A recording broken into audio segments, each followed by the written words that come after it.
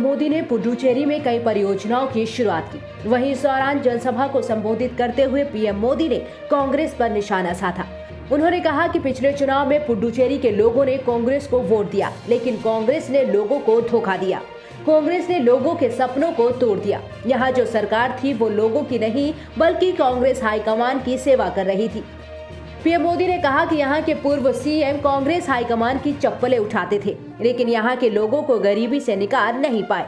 PM ने कहा कि कांग्रेस की सरकार ने लोगों के लिए काम नहीं किया, न ही कांग्रेस दूसरों को लोगों के लिए काम करने देती है। यहाँ की राज्य सरकार ने अपने कार्यकाल में केंद्र की योजनाओं को लागू नहीं होने दिया। In 2016, Puducherry did not get a people's government.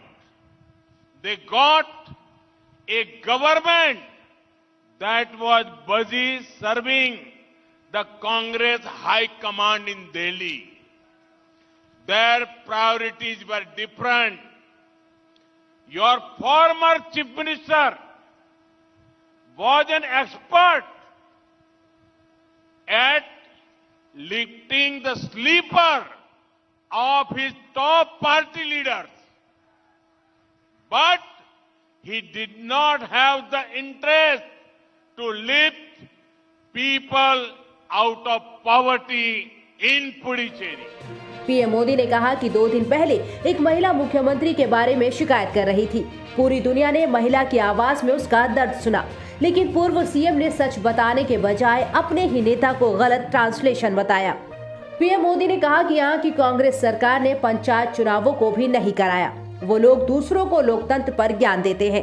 PM ने कहा कि कांग्रेस बांटो, झूठ बोलो और राज करो के हिसाब से काम करती है। Congress does not believe in working for the people. I understand that. But what I cannot understand is why Congress does not want others to work for people. There was non-cooperation from the Congress government in Puducherry towards pro-people central schemes. Funds were not utilized. Schemes related to coastal development and fishermen welfare were not implemented. Congress के नेता ने यहां आकर कहा कि वो मछुआरों के लिए मंत्रालय बनाएंगे, लेकिन हमारी सरकार ने पहले ही ये मंत्रालय बना दिया है जो लोगों के लिए काम कर रहा है। ऐसे में कांग्रेस के नेता यहां लोगों को गुमराह कर रहे हैं। Congress has a policy of divide, lie and rule. Sometimes their leaders put region against region. Sometimes they put community against community.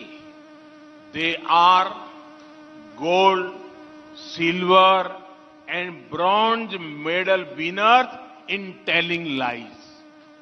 Congress leaders come here and say, we will make a fisheries ministry for fishermen. I was shocked. The truth is, it is the current NDA government that had made a ministry for fisheries in 2019. The budget allocated for fisheries has grown more than 80% in just 2 years. विधानसभा चुनाव से पहले BJP को मजबूती देने केंद्रीय गृह मंत्री अमित शाह असम पहुंचे। इस मौके पर अमित शाह ने कहा कि असम में भाजपा की यात्रा तभी पूरी होगी जब वो पूर्वोत्तर के अन्य राज्यों के साथ जीडीपी में सर्वाधिक योगदान देने वाला राज्य बनकर उभरेगा। असम दौरे पर गृह मंत्री अमित शाह ने नागांव में महामृत्युंजय मंदिर में प्राण प्रतिष्ठा महोत्सव में भाग लिया। उन्होंने कहा कि पीएम नरेंद्र मोदी के नेतृत्व में पूरे उत्तर पूर्व में विकास की नई शुरुआत हुई है। पहले असम आंदोलन हिंसा से जाना जाता था, लेकिन आज पीएम मोदी ने असम का गौरव बढ़ाने के ढेरों कार्य किए हैं। इस दौरान अमित शाह ने कांग्रेस पर भी जमकर निशाना साधा। गृह मंत्री ने कांग्रेस का नाम लिए बिना कहा कि जो लोग अजमल के साथ बैठे हैं वो घुसपैठ नहीं रोक सकते।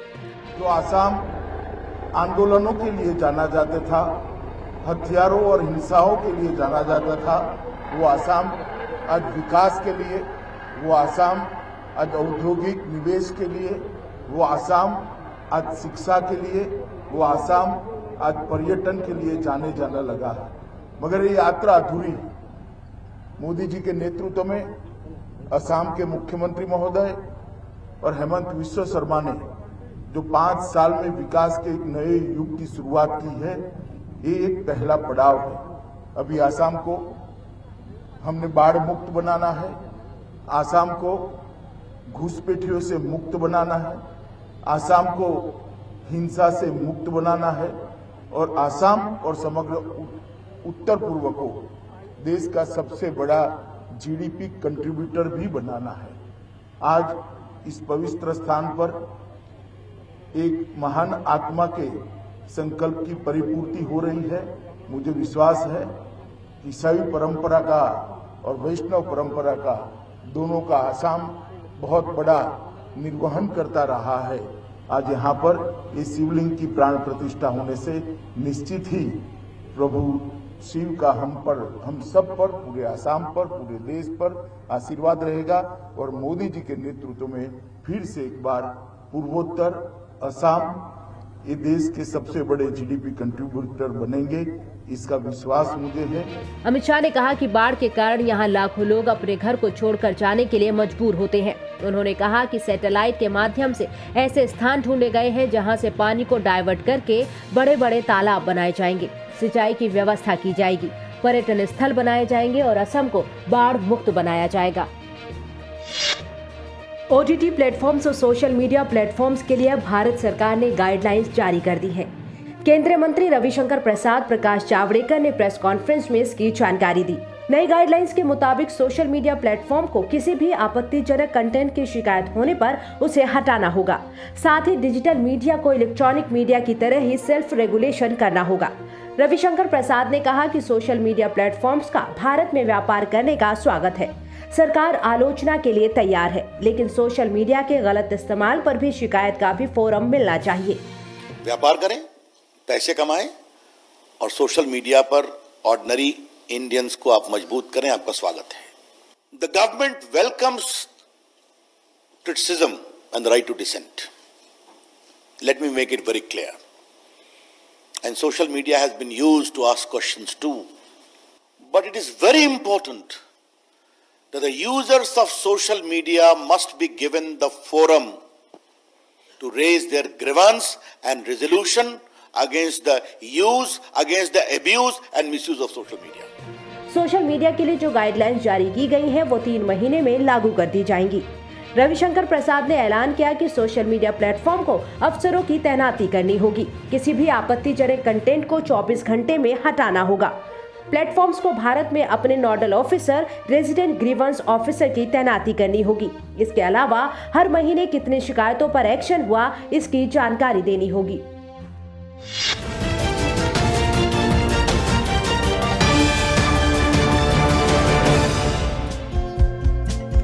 हमारे चैनल को लाइक, शेयर और सब्सक्राइब जरूर करें और नई अपडेट्स के लिए बेल आइकन दबाना ना भूलें।